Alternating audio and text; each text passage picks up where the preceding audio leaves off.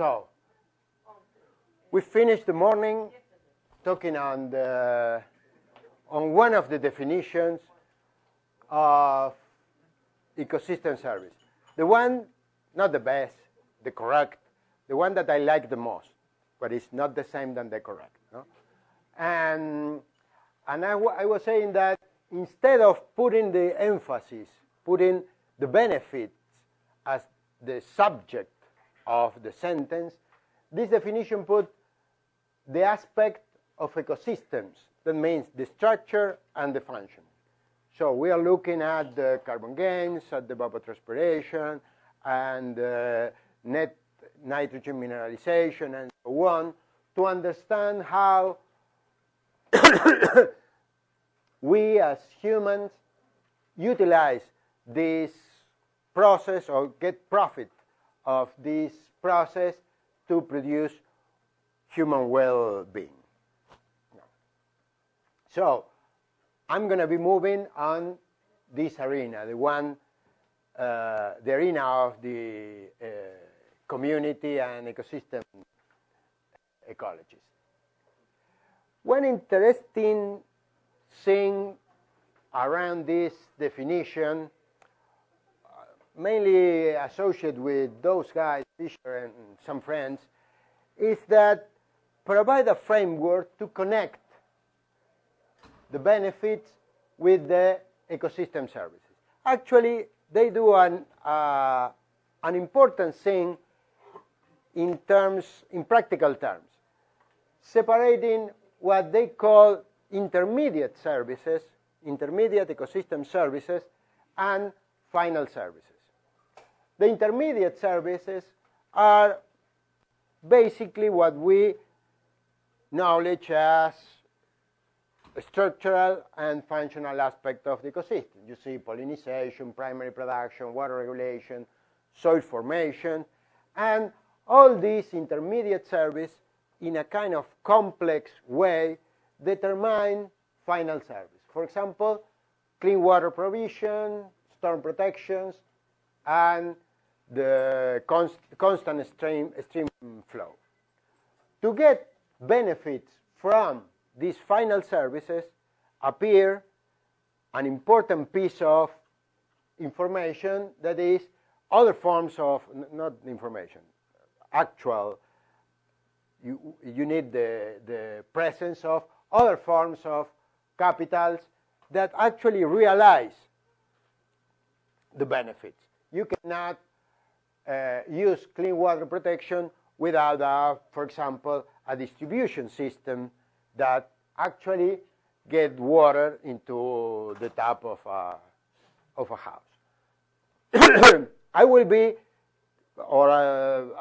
using this scheme, so please keep it in mind, this idea of intermediate services as ecosystem process, final services, and benefits. What are these ecosystem services? We name some. Some of these ecosystem services are related with the carbon dynamic of the ecosystems, the primary production, the net ecosystem exchange, stocks of stuff, for example, carbon accumulated in the soil, the rate of decomposition. Some are related with the energy balance. For example, the Bowen ratio, the ratio between the latent fluxes and heat fluxes, the albedo, the total amount of net radiation. Some related with the nitrogen dynamics. So again, we compute stocks of nitrogen, phosphorus, rates of mineralization, how this nitrogen that get in a reservoir, for example, of organic matter, get released and become available for plants. Of course, a lot related with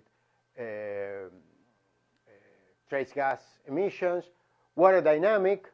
So we need to understand how systems evapotranspire water, put out water from the soil into the atmosphere, how water get rid of the socio-ecological system through other ways, for example, deep drainage or the stream flow through calculating hydrological yield, and also some aspect related with the structure of the biotic community. For example, the composition in terms of species, that idea that we in general have of biodiversity. Biodiversity is a more complex concept than just the number of species, but this is the most common one. The PFT, that means plant functional type compositions, how much of the biomass is in deciduous trees, evergreen trees, shrubs, grasses, and so on. The trophic structure, how much of the biomass of the energy circulates through the different trophic systems.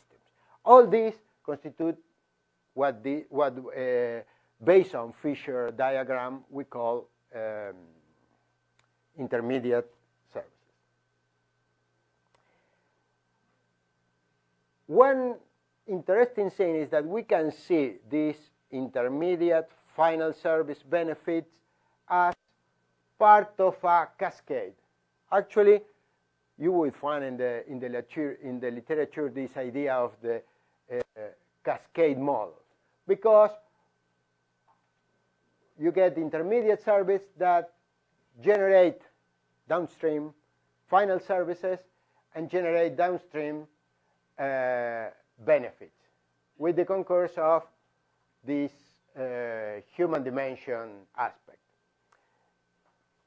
This scheme is not adding much on what we show, except for this P over there. This P over there introduces a critical piece of information in this process of quantifying ecosystem services. We need a way to go from this general process, primary production, evapotranspiration, biodiversity, into the actual services. Amount of water, drinking water, forage production, carbon sequestration, and so on. And this P represents what we call the production functions. That means the way we combine this intermediate service in the generation of final services that in turn will represent benefits for a particular group of actors or the society. How are the alternatives that we have to come up with an estimate of the supply of ecosystem services? Clearly, there are two ways. One is direct measurement of the services. How much drinking water, what we get out of the tap of a house. This is a measure of the provision of the service that represents a direct measurement. Another way is getting an estimate of the intermediate services and apply a production function to come up with an estimate of the provision, the supply, of the ecosystem services. Basically, the idea is that we have a set of structural and functional characteristics, a model.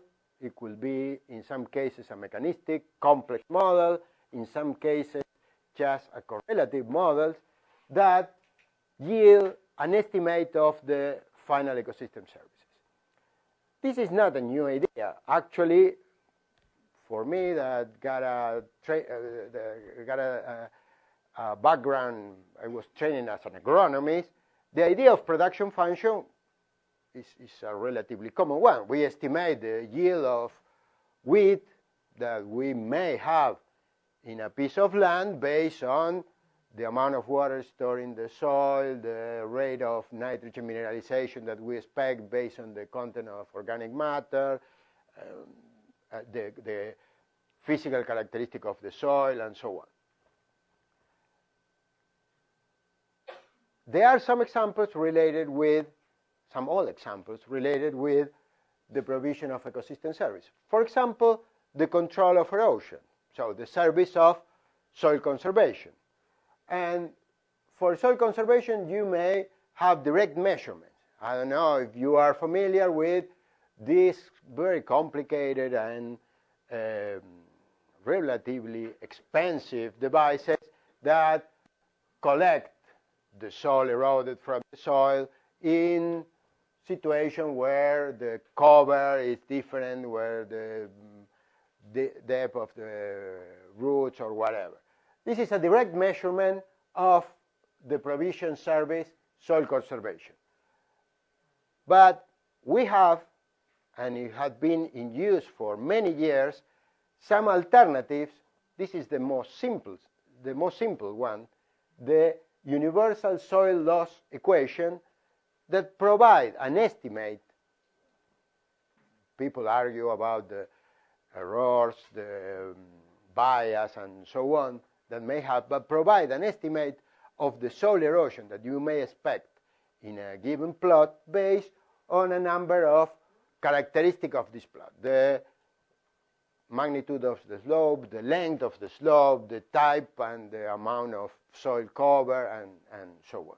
Those are this is an example of a particular final service, soil conservation, that we can estimate based on direct measurement and based on a production function that do not need measure the service, but the intermediate service that determine this process.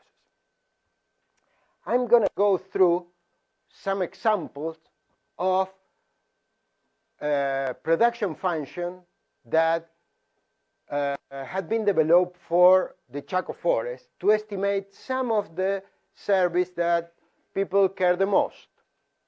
So,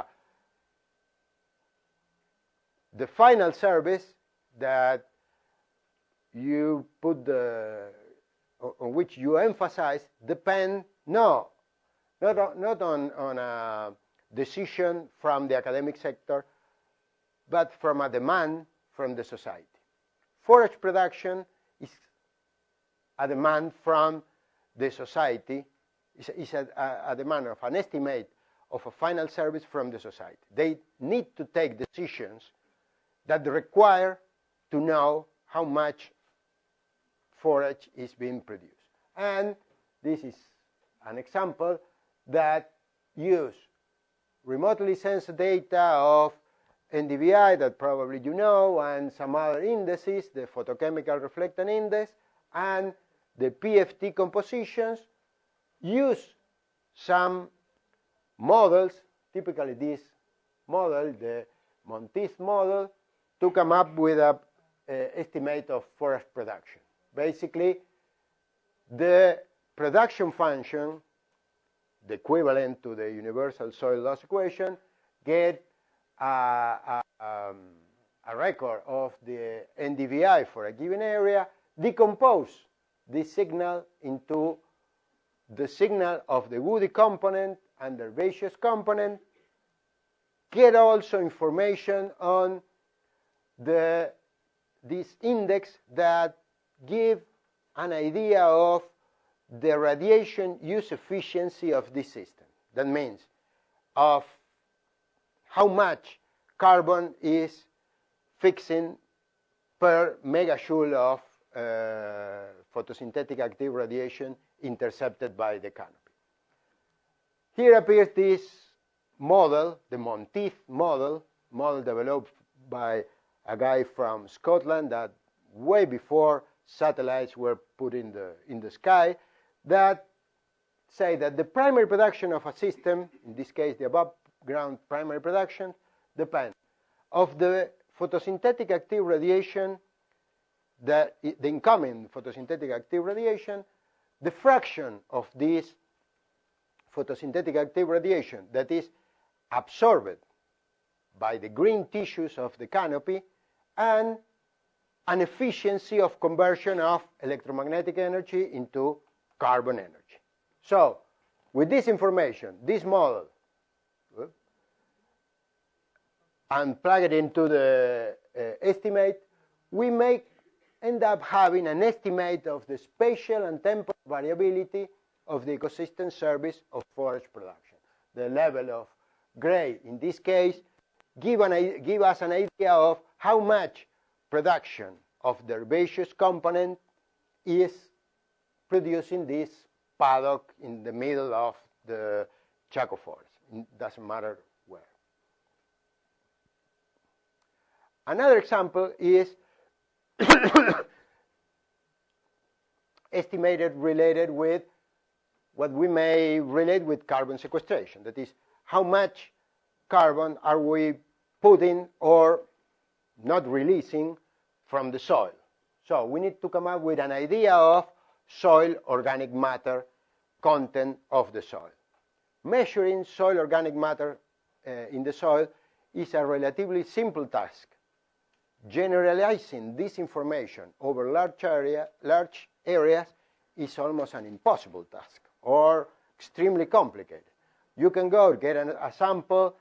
There are very well-defined techniques to estimate soil organic carbons, but generalizing this over a region from point measurements in a relatively small area is a major challenge. So one alternative is, again, using a production function. For example, this model, that is a biogeochemical model. I don't know if some of you have been working or read something on this model, but basically using soil characteristic, climatic data, an idea of the composition of this community, generate the information. The model, this is a scheme of the model we want to get in there, but basically is a model that get an idea of the metabolism of carbon in the soil in different fractions that got different turnover rates, that combine with some idea of how on the structure of the system, which type of cover, what is the composition of this cover, generate, estimate. Let's see here. I will read it for you, don't worry. Provide an idea of how different ways, how different agricultural system, for example, continuous agriculture based just on soybean, based on soybean and wheat, soybean double cropping, soybean and maize, and so on, versus system where crops rotate with pastures, or systems where they are just pasture, do not including crops, impact on the amount of carbon that is released from this pool that is in the organic matter of the soil. And it analyzed this impact in different conditions, using different type of tillage systems. No tillage versus conventional tillage, or considering and not considering fertilization. Again, we are getting an estimate of the spatial and temporal variability of the ecosystem service, in this case of carbon sequestration. This is another example that doesn't matter. Another important final ecosystem services in the Chaco forest is the water and salinity risk regulation.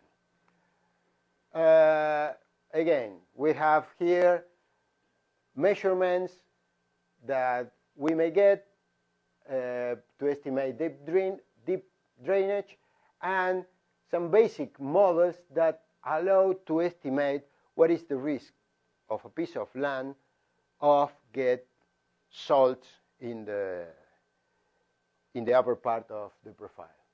And the point in, why is this important in the Chaco forest? Because the xerophytic forest in the Chaco or everywhere got a particular water dynamics. Basically, in xerophytic forests, where precipitation falls during the summer, where the vegetation is pretty active, more or less the same amount of precipitation is evapotranspire.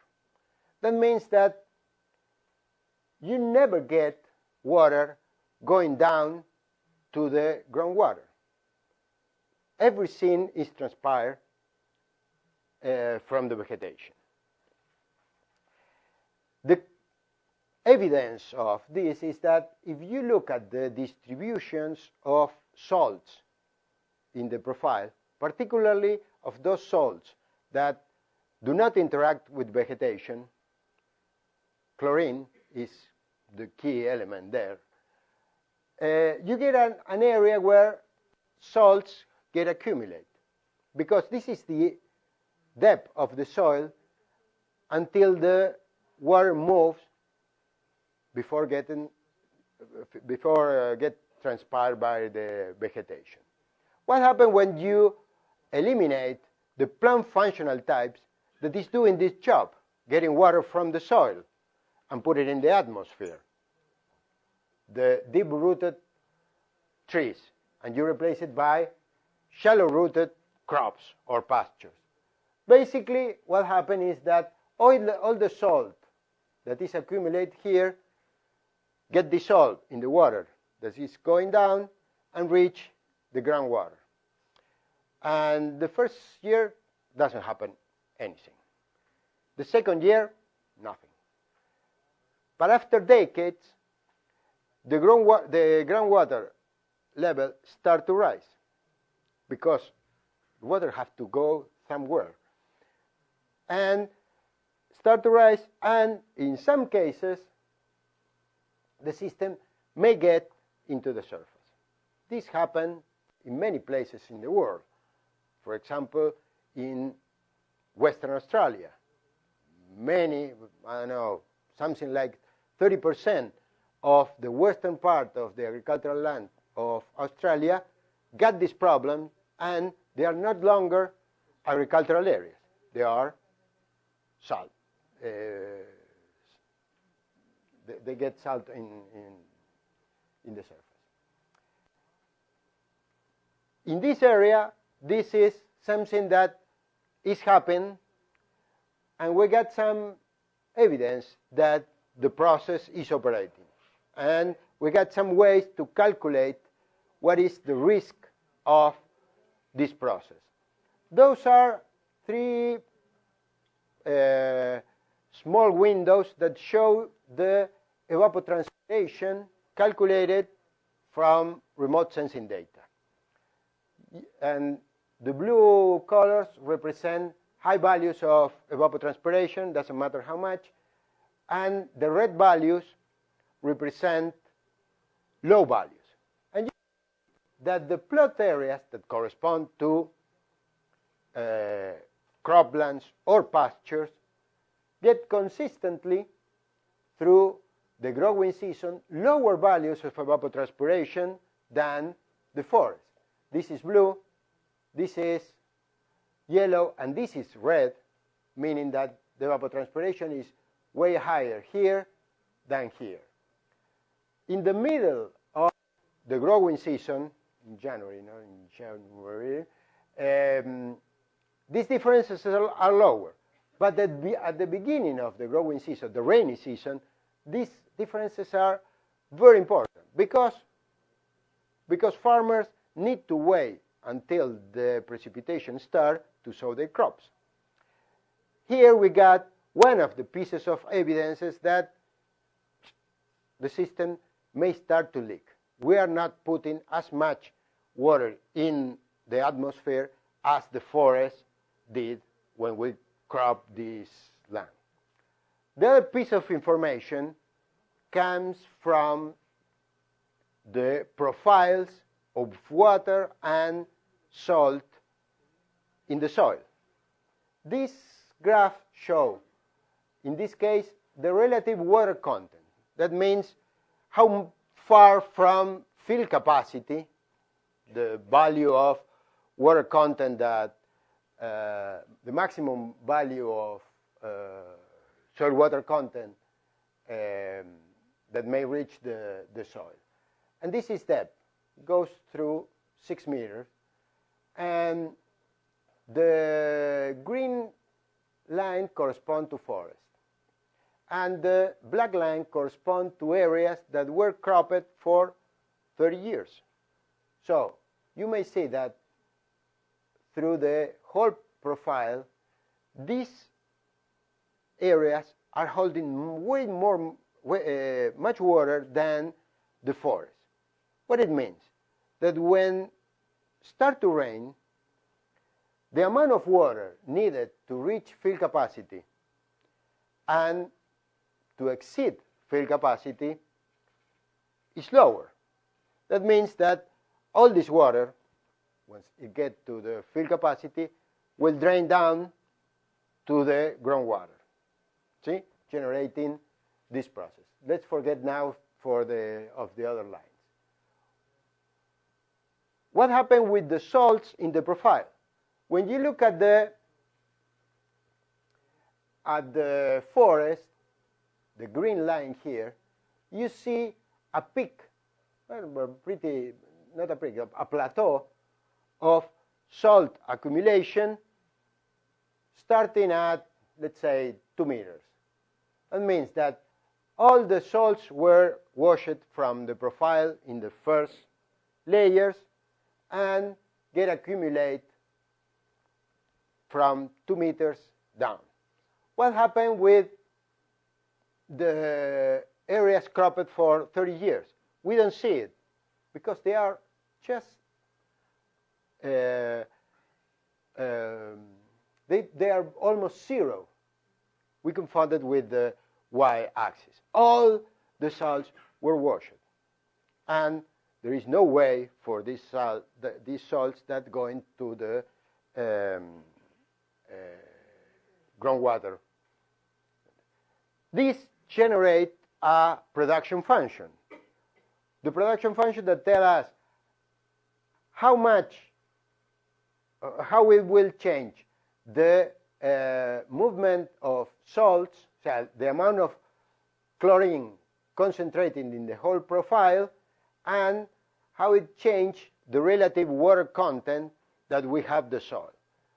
We see that from 0 to 30 years, we got a clear decrease that represents a loss of 90% of the salt held by the for the soil, and an increase in 40% in the amount of water retained by the soil.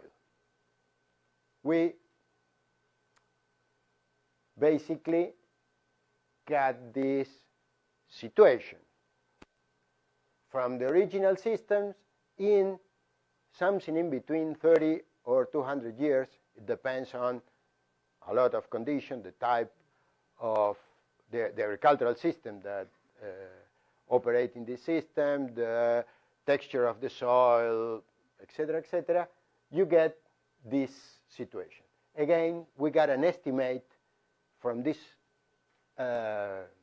data and the models that generate an idea of the recharge of the groundwater, of the spatial and temporal variability of, in this case, the ecosystem service of groundwater and salinity risk regulation. Those were examples of production functions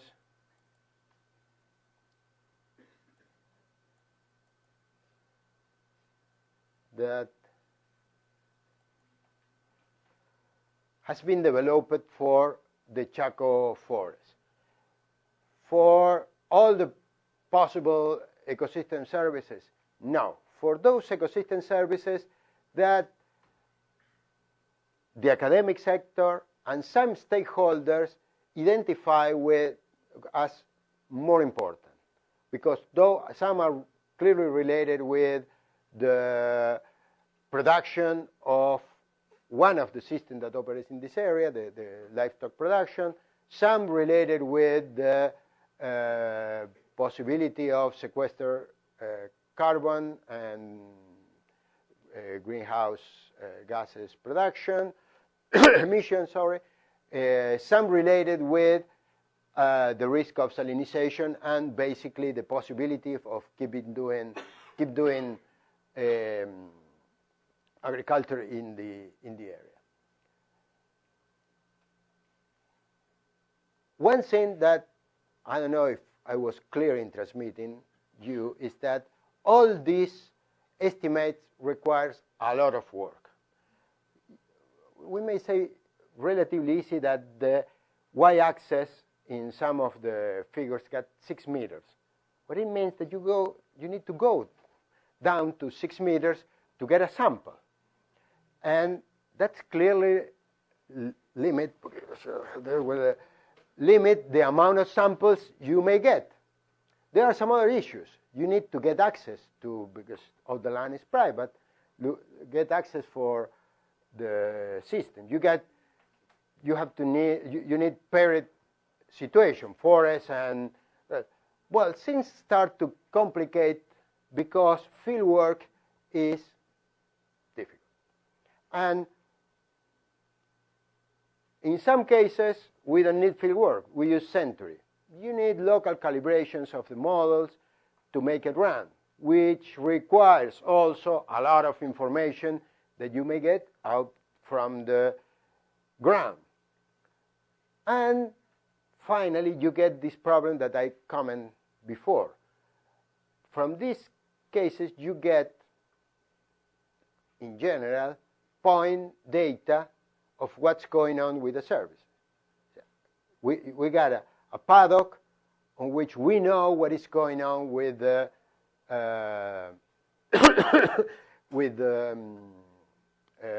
recharge of the groundwater. How we generalize this over regions? Why we want to generalize? Because most of the decisions involve territories that covers largest pieces of land. So, when given these problems, one thing that we may start to think is how we get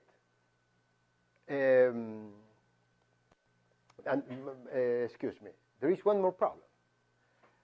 We don't need just one estimate. We need to estimate this across a gradient of stress and disturbance.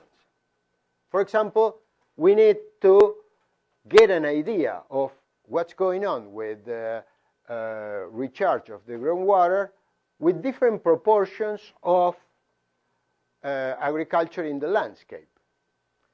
If we go to my scheme, given this factor of stress and disturbance, land use change or land cover change, we need to come up with an idea of the impact in between this situation and this situation, but also on the intermediate situations that we have. We need to introduce another concept.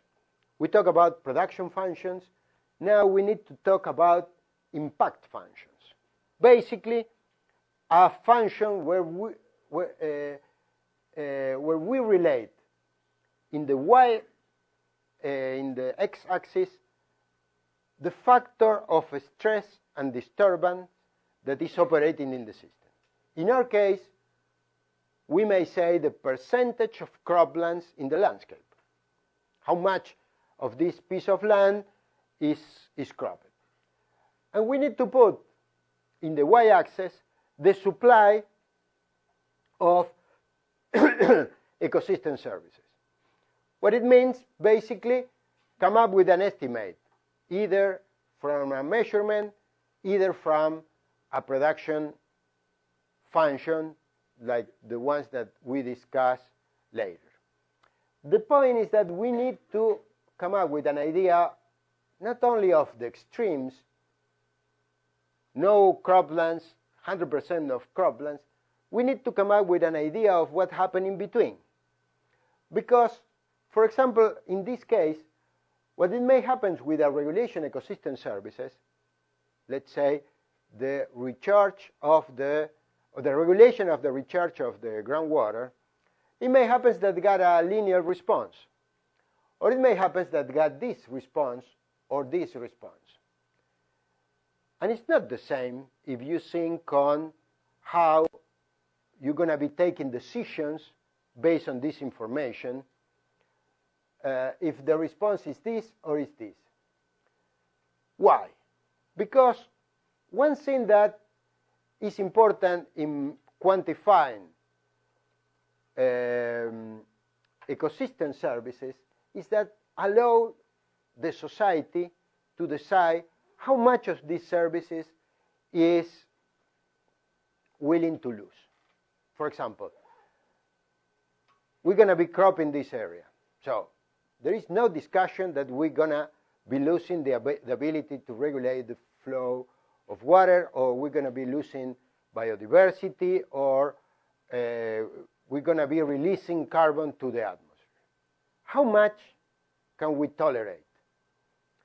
This is not a technical discussion, or not just a technical discussion. It's a decision of the society based on power relation and so on.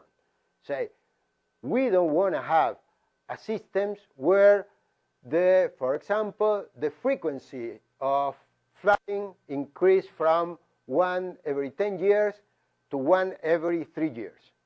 And this is clearly related with the forest that we live in the upper part of the basin and so on. This is a decision that set a boundary here. This is the maximum level of provision of the system, and this is a level that the society is willing to tolerate, because the infrastructure may replace or may compensate the damages, whatever reason we're going to find.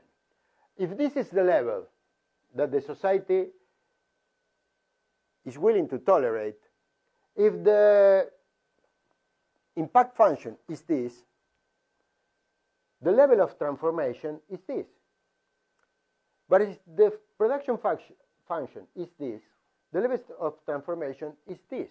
So the decisions that we are making is clearly dependent on how the system responds to this stress or disturbance factors. We need to know that. And this is another pressure that we get in the quantification of the ecosystem services, because we need to construct these impact functions to help society and decision makers take more educated decisions from a technical viewpoint. There are some issues that are outside, or they are not just technical, which is this level. This is a decision of the society. And for me, it's useful to not confound what are our decisions as technician, academic sector, or whatever we want to call us, than the decision that the society have to take. And thinking on that, one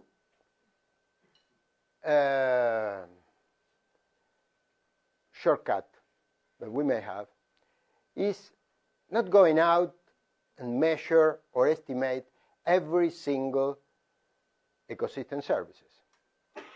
It's trying to devise an integrative index of provision of ecosystem services, of regulation ecosystem services. And this is related with the idea that ecosystem service co-vary one another. So means that when we measure flood regulation, biodiversity, carbon sequestration, we see that in general those are correlated. So if we improve one, you improve the others to some extent. And this is true for regulation services.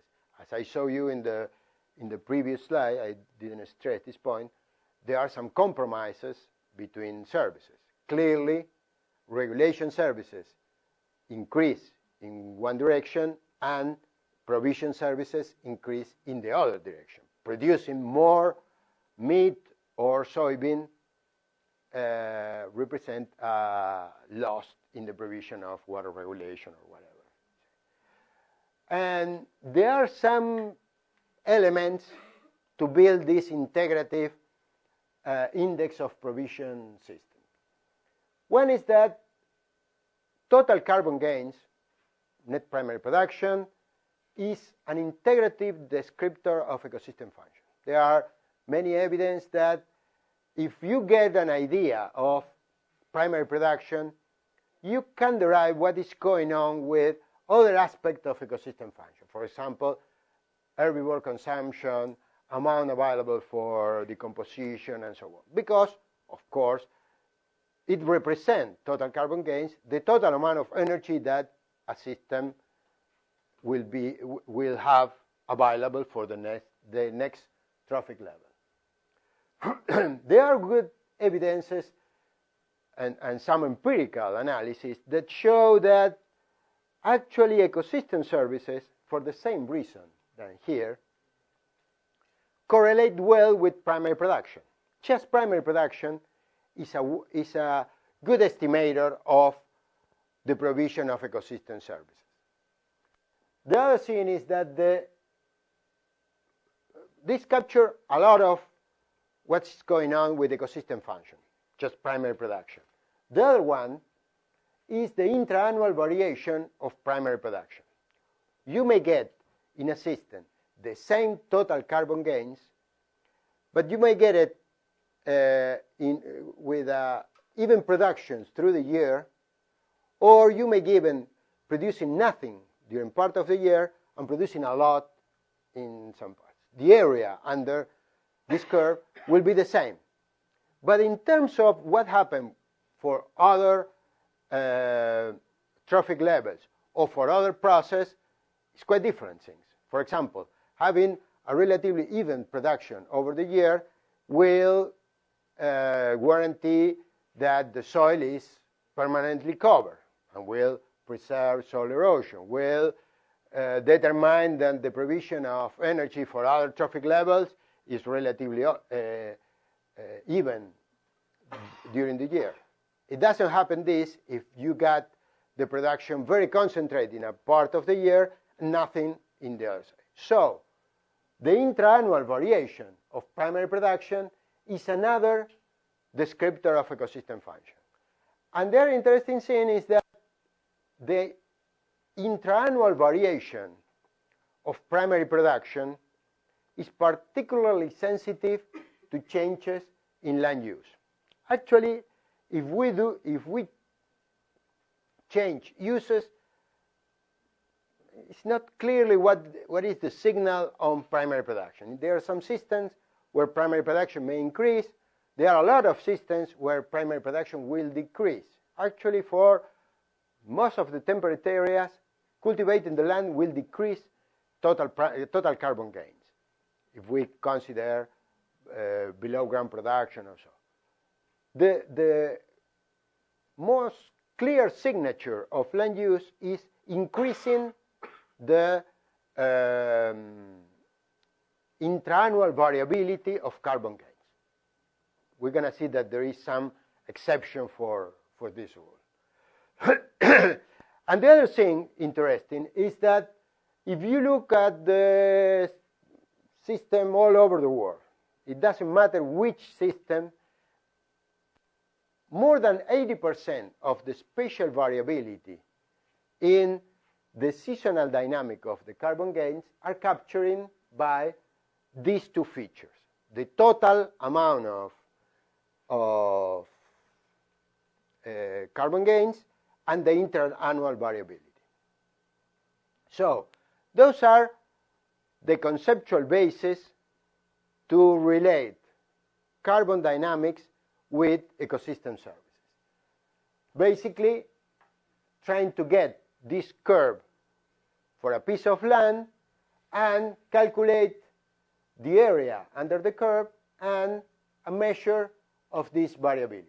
For example, taking the monthly values and calculate the coefficient of variation of this curve. That means that you capture what is going on with the seasonal dynamic of carbon gains with this index, the product of the mean or the integral of the curve and the complement of the intra-annual variability, 1 minus that index. Is this measure capturing the spatial variability in ecosystem services? Well, our approach was getting as much of we can get as many estimates of ecosystem service provision as we can get and empirically test if this index works. Basically, come out with getting an estimate of ecosystem service provisions from field measurement, mechanistic models, whatever, and see if the mean of the primary production derived from NDVI, and spectral index and vegetation index derived from satellite, and the intra-annual variability capture the spatial variability. And we did that for several, let's do not focus on the surface response, just on this little graph that I show you. We did it for groundwater recharge, for soil organic carbon accumulation, for evapotranspiration, for the biodiversity of birds, and actually in all these cases we got an important amount of the spatial variability in the provision of the ecosystem services from these two descriptor of the seasonal curve of the carbon gains, or the NDVI, the spectral index that describe this. And this allows us to generate maps. That is something that we like, no? Having maps to show what is going on. And this is a map having some confidence, partial confidence, of course, on this index, on how these two areas where I work, the Chaco and the Rio de la Plata grasslands, provide ecosystem services. And this is a nice map with colors, got this blue to red. In general, I like this kind of map, but this is a kind of tricky map, because we got, for example, look at here, a gradient from very low values of ecosystem service production to very high values of ecosystem. One first thing that we may conclude is, let's preserve ecosystems here and forget about San Luis, because look at how much ecosystem service we get there than in some other places. And this is clearly wrong, because something that we were discussing around the Moscheja paradox. Ecosystem services are not commodities. We cannot pack in a barrel or in a bag biodiversity from here and move it there, or water regulation, or whatever we want to put as an example from there to there. So this is a map that try to do not show to decision makers, because it may get a wrong idea of what's going on.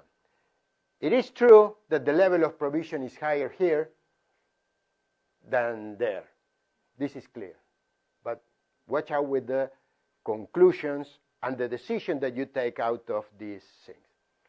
However, it shows some interesting things. For example, it's very good in capturing areas focus, this agricultural focus,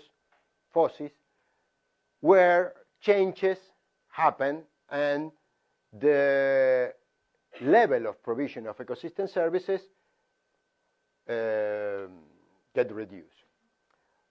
I like it way more this other map that is not as fancy or attractive like the other one, that is showing what happened with the trend in ecosystem service provision.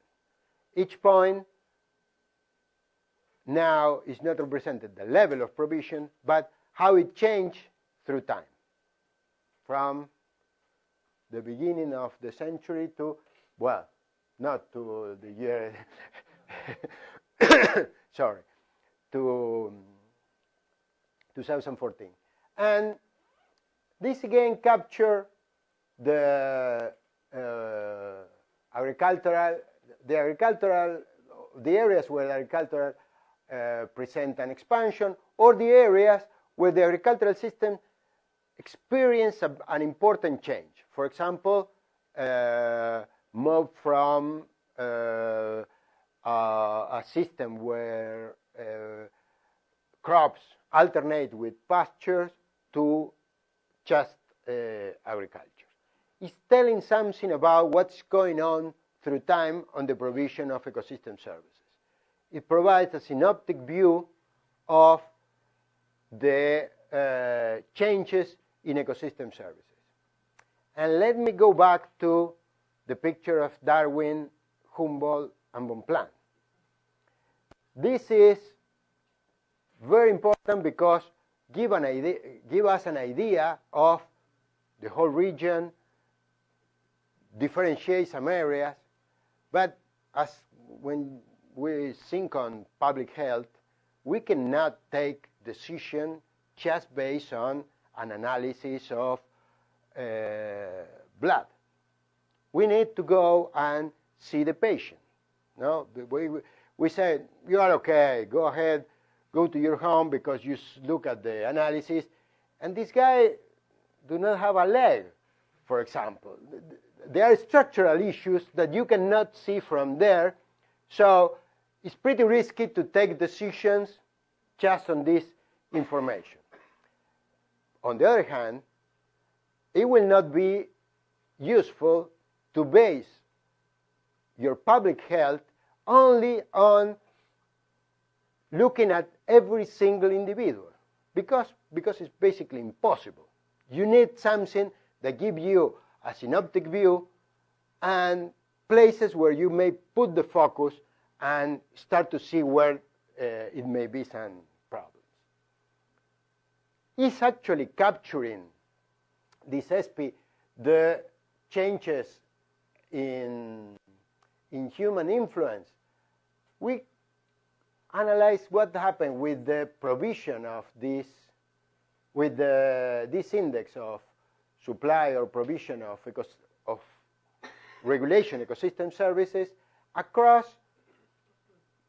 one of the description that we may get on the human influence. I don't know if you are aware of this index of human influence. Have you heard about that? It's a global index that got many problems, but many virtues, but many advantages, that is available all over the world. You can use it for any place. And also it got a clear definition of which aspect are considering in it. It considers agriculture, the presence of agriculture, the level of infrastructure, the level of population density, and I think that basically what they got. And so if you look what happened with these two areas, the Rio de la Plata grasslands and the Chaco, the semi-arid Chaco, you see that the index shows a clear trend, even though it's really significant, through this human influence index. And I don't know if I put one more. No. And if I don't put more slides to do not bother more with these things, but if you look at other gradients of change, for example, the percentage of croplands, for example, the level of degradation of forests or grasslands, you again see changes in the provision, in the index of provision of ecosystem services. It presents some interesting characteristics. For example, is conceptually sound. It's based on what we know on the carbon dynamics and the relation with ecosystem services. It's easy to calculate because it's based on remote sensing data, and so we may generate relatively easy maps. Can be generate this information at multiple scales, both in time and in space. And I was pretty tired when I wrote this because I made many mistakes, so it will be late in night.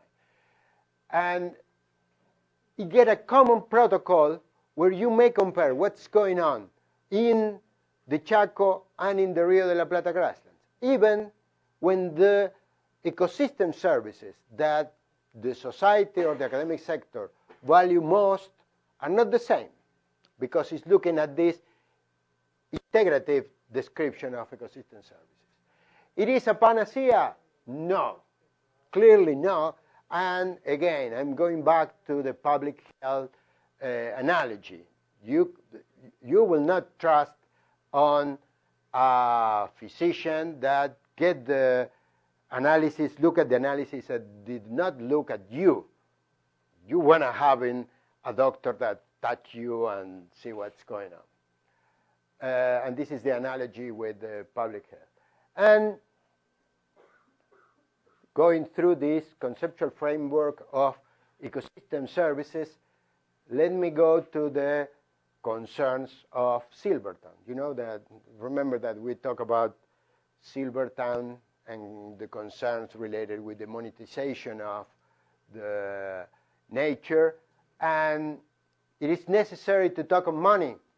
No, we can discuss and help the decision makers using the conceptual framework without talking about money. Yes, there are some situations where it may be useful to talk about money, but it is not a requirement to put everything in terms of dollars or euros. And again, this is another thing. There are people that is particularly interested on the commoditization of nature. In this case, this is clearly a requirement. But this is clearly also an ideological position on what we deal with nature. Well, we went through this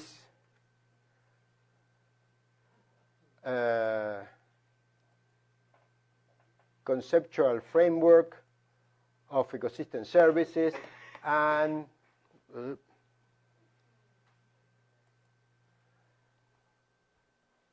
related with quantifying the consequences on the biophysical dimension. You have questions, comments? One over there.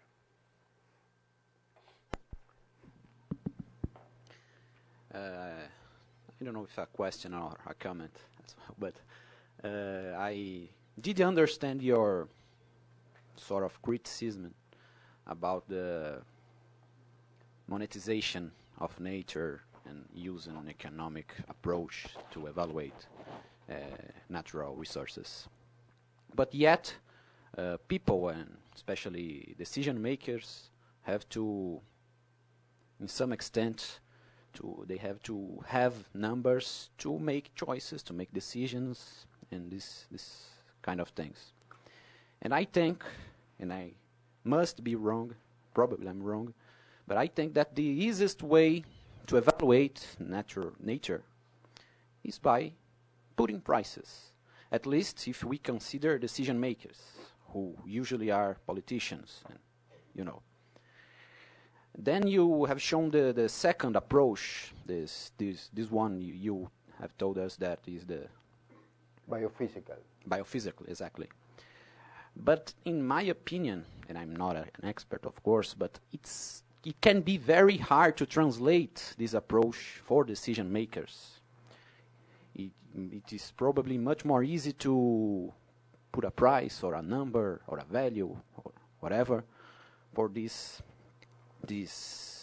part of the politicians or the society as well to make choices. So how we, for example, this last map, I looked this map and wow, what the hell is that? You know, in some cases, especially in the decision-making process, it can be more easy to put numbers, prices, and values. So how we translate this to people, to politicians, you know, people on the streets as well. How you, I don't know if you can answer that. I may answer your question, but let's take a challenge. Do you have opinions on this? There are some other visions, and we may start a discussion with your, Bruno, comments. And I'm not avoiding giving my opinion. No. I think that the main problem of monetization is that we do not see the process, the ecosystem process. We not see the services. We have a lot of limitations regarding these methods of evaluation, and even if they are not bad methods, we cannot understand how ecosystem benefit us.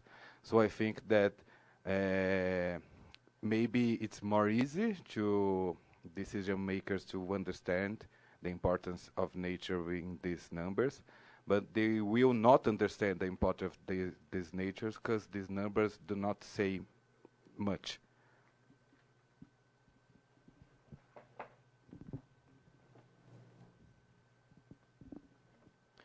Just to add on, I think I've noticed in the United States, where I live, that people are interested in nature for the sake of it being there more and more. Over the past 15 years, say, there have been many efforts at local levels to preserve land just for the sake of preserving land without putting any money on it. People are just interested in it for the sake of doing it. So sometimes we don't have to necessarily put money value on things for people to value it. Sometimes people do value things just because they do. But I agree that having, for certain very large-scale things, saying that things are worth billions of dollars can help people perceive the value.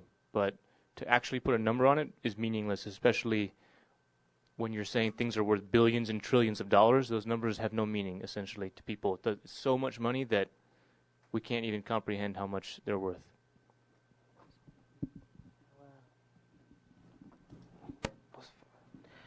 Well, I believe that depends what people, you know, because, for example, a decision making or people, because normally people will evaluate the things without putting money, but the decision, the interest fight each other, you know, and there's no infinite resources. So at the end, someone will have to take a decision, you know. That's what I believe.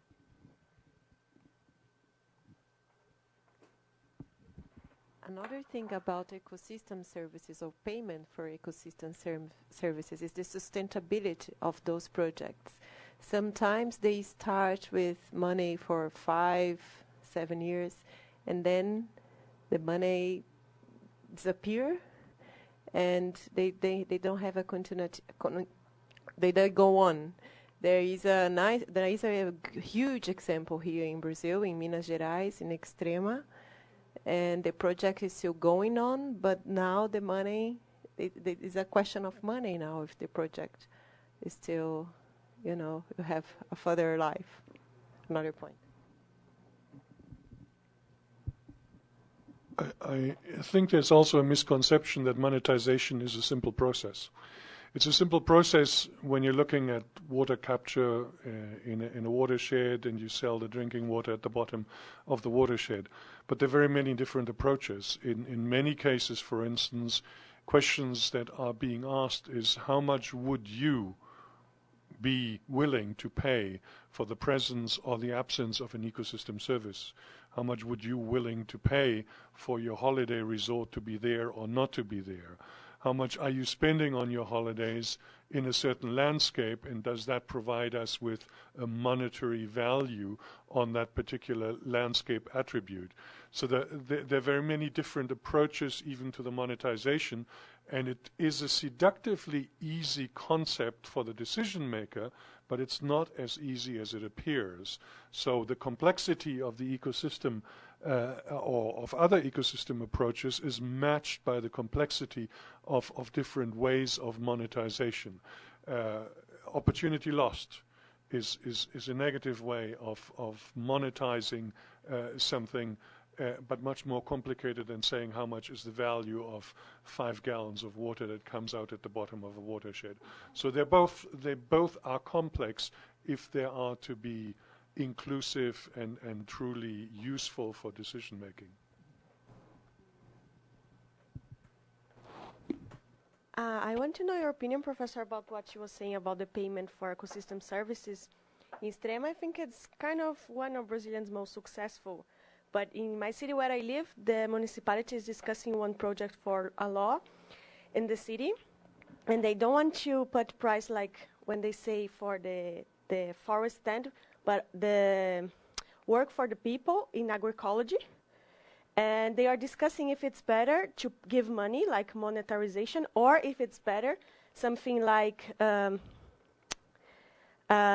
less taxes, or the municipality buys the products for public schools. So it's not giving money, so maybe it's another perspective of payment, but not monetary.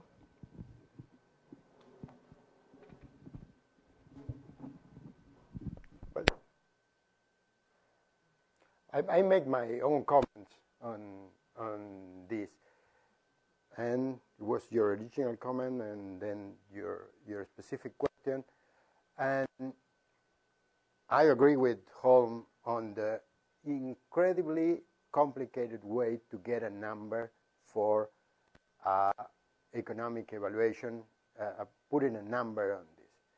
Let's assume that we can put a number, and in the Chaco forest, we said the Chaco forest is worth just in the millions of dollars per hectare. It doesn't matter which number. The problems on doing that for taking decision is that you get into a logic of market to take decisions. That's why you are putting numbers.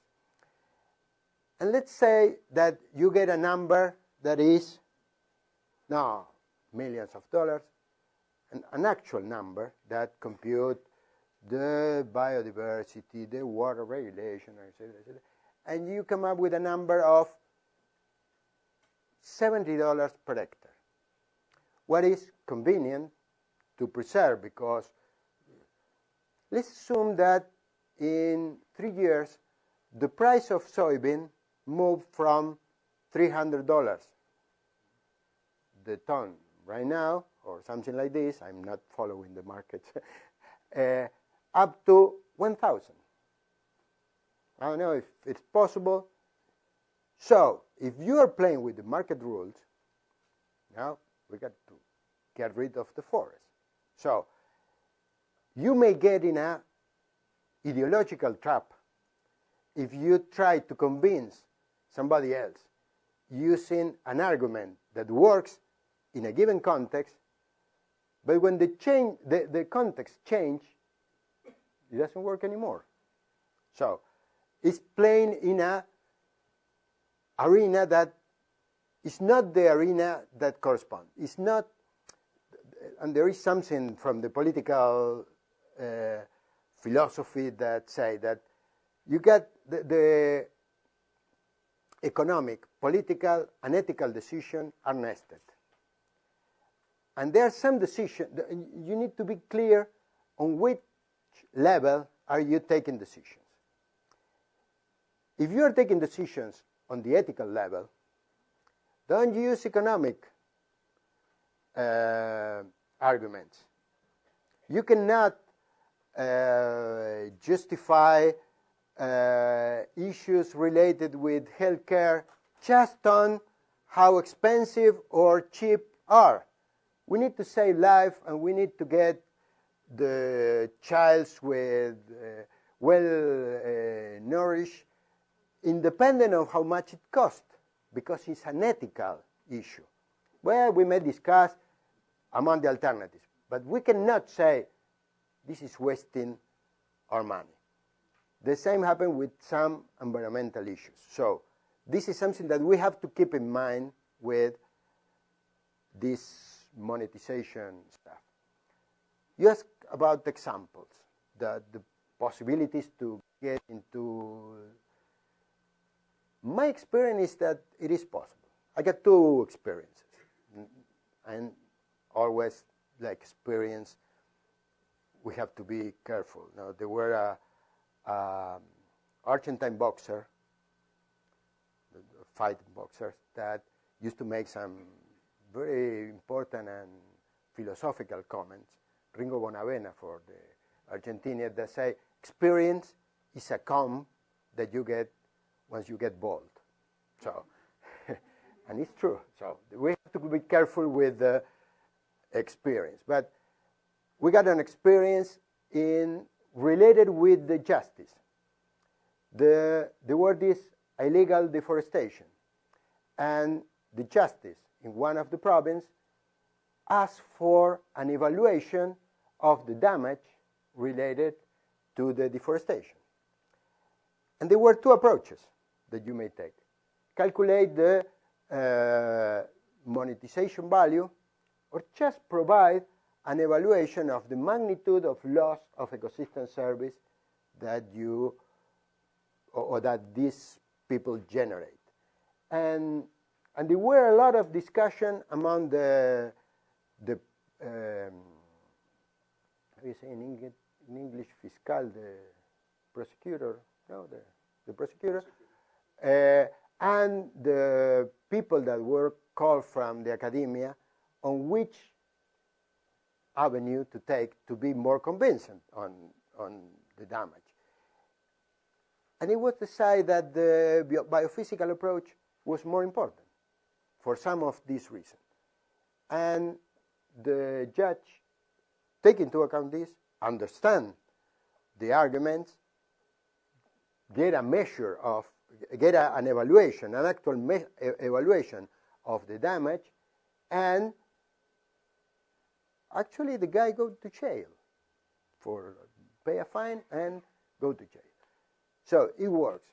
There is an experience in Uruguay just a few weeks ago where we, in the Ministry of Agriculture, the Livestock and Agriculture, they are trying to come up with an idea of the conservation value of grasslands. Grassland is the main biome of Uruguay. The production of meat on grasslands is something that is promoted for several reasons. And we incorporate as one of the dimensions to evaluate the value of conservation an index of integrative provision of ecosystem services. And of course, we need to explain it. We need to show the evidence. We need to warn about the shortcomings, and you may trust, well, but be careful, you need to examine it. This is something that gets incorporated, and is something that you can communicate to the people. You get an idea that there is something that you are losing, and this ecosystem service that you are losing are those related with clear benefits that you get from there. Some very immediate, water for irrigation, some kind of more mediated, the regulation of the atmosphere concentration. But I'm agreed that it's something open to debate. And then you get your question about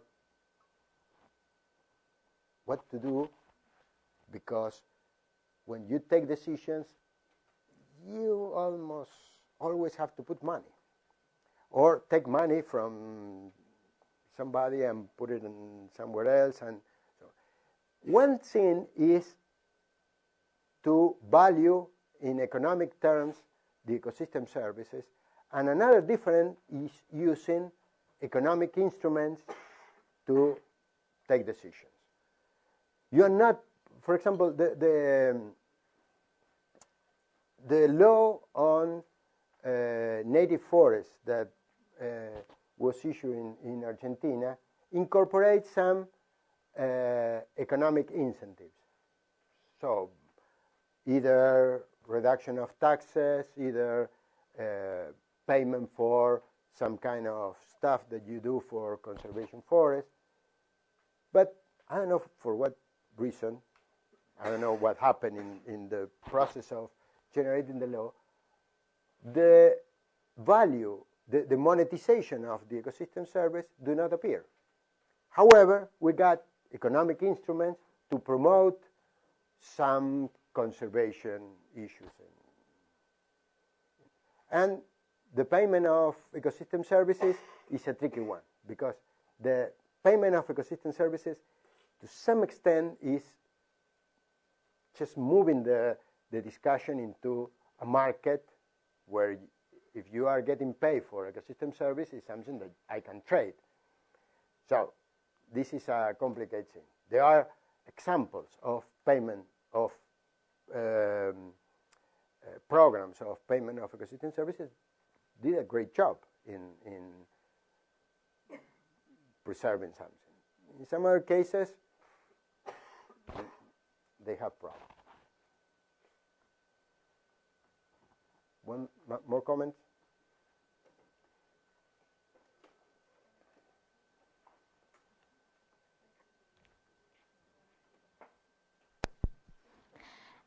I think the stakeholders don't care about the ecosystem service, because in my country the forests have a little help for national budget. It is not enough, but for us it's where are you from? Guatemala, because we have a law for forest, pro bosque, and another laws for keep for our forest. It is not. I don't think it is not stakeholders don't care about the forest, because it is a strategic natural resources. Yes, I agree that it's not a matter of the stakeholder care. We need, in some cases, having a governance systems that contemplate all these issues.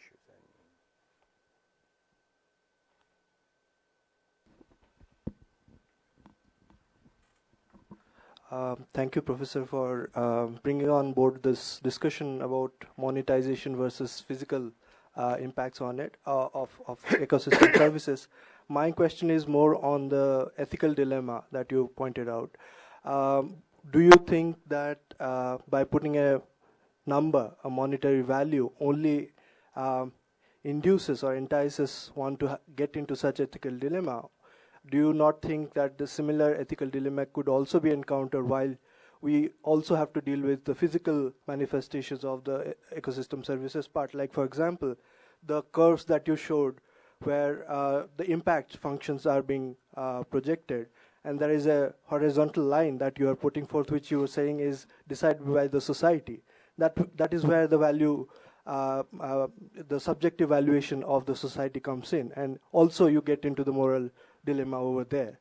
So I think being human beings, coming aside of the moral dilemma is near to impossible. What is your view on that? I would like to know. No, there were a comment there, and then hold.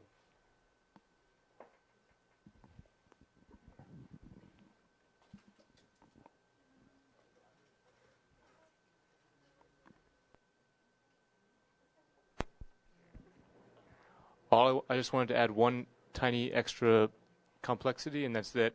No, more complex. Yes, no. we can't. The ecosystem services do not scale linearly, so we don't one bottle of water is not worth the same as all of the water on the planet. We don't really know how to scale those things. So I think that's something to keep in mind when we're talking about whatever the word you want to use is. When we're talking about putting money on ecosystem services, is that we don't even know how they scale physically, so there's no way that we can know how they scale with money. Just another comment.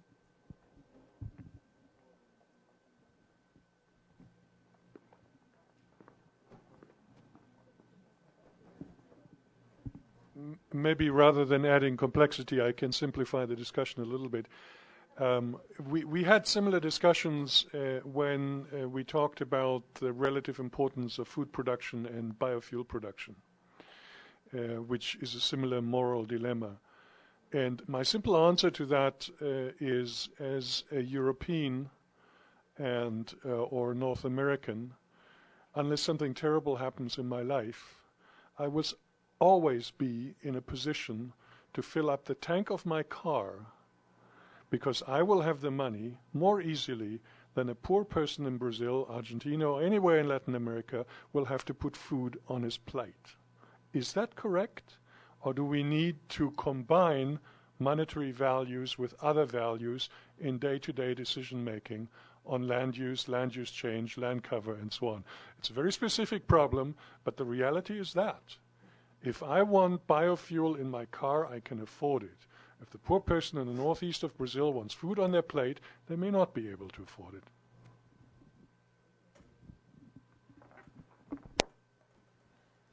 Thank you, Prof. I want to know the relevance of researches on willingness to pay for economic services in developing countries.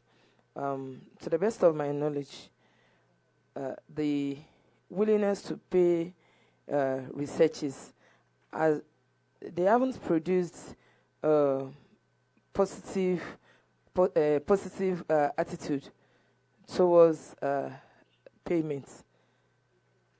I mean, for the developing members of the developing countries. So I don't know what relevance does this research has on us, even as a developing country. The willingness to pay research. Yeah, for ecosystem services. Well,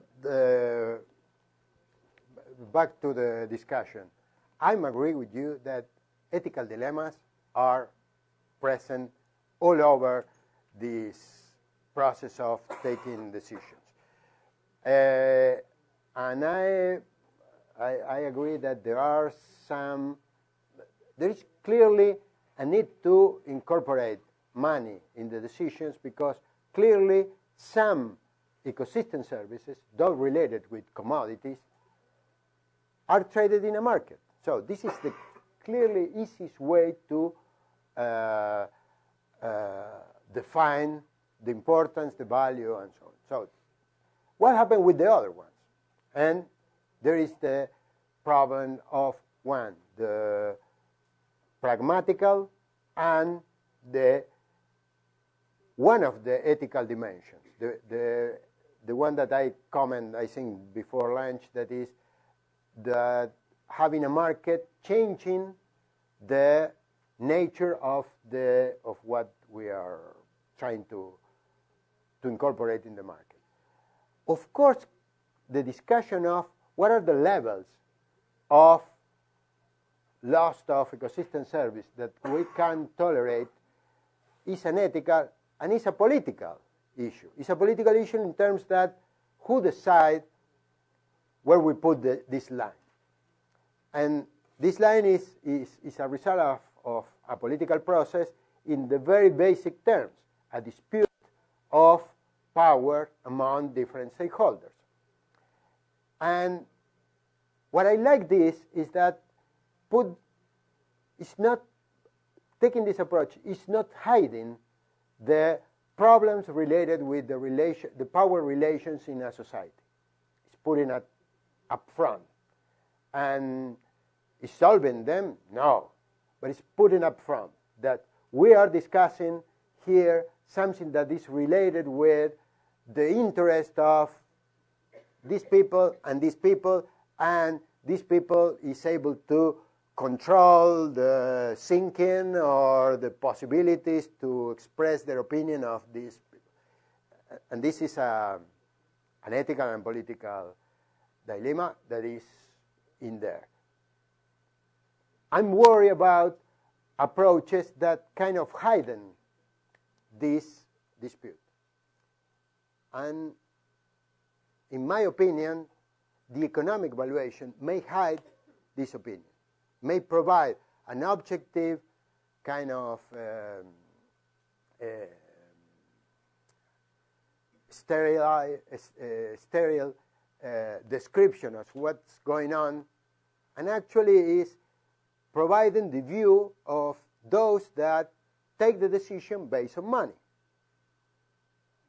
What Holm was, or my interpretation of what Holm was saying.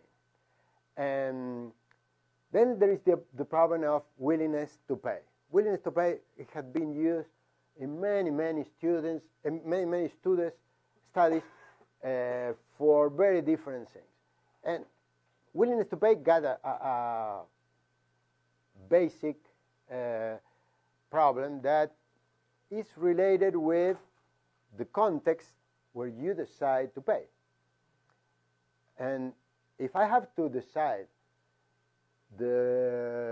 my willingness to pay the conservation of a pristine area of whatever thing, an incredibly beauty area, extremely important in terms of, I don't know how many things, I have nothing to eat.